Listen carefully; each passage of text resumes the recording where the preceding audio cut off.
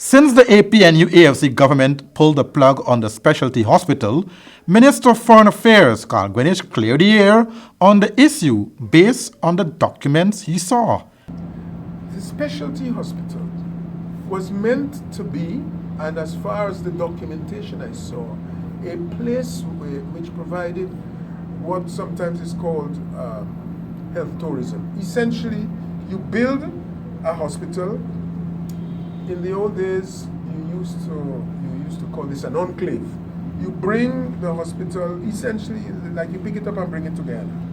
You put it down there, you bring in your doctors to run it, you bring in your nurses to run it, you provide services to Americans and maybe some others outside who have health insurance and whose health insurance providers would prefer lower costs of service than exist in the U.S. In more revelations, Minister Guyanese stated that the news the former PPC government concocted and announced to the nation, which is that the specialty hospital was to deliver service to Guyana, was false.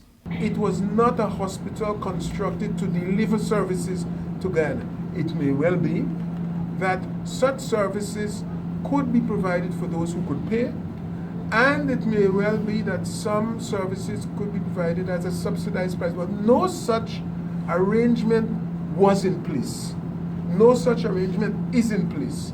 And therefore, to suggest that it's a loss of service to Guyana is nonsense. This is, if there's any loss, it's a potential, maybe income loss, but I have never been able to see a document that showed how profits from such an enterprise would be shared between the government of Guyana and the sponsors in India. So all of that has to be speculation. If the government had such a plan in place, it is not in evidence in the documents that I have seen. Now that the Indian government is providing additional funding for 4 other level hospitals in the country, Guyanese said, as far as he knows, that is still a go. The question of what exactly happens to the money that has been committed to this particular project is still the subject of discussions between us. And it is, if there's a loss to Guyana as a result of this, it is not a loss in terms of hospital services.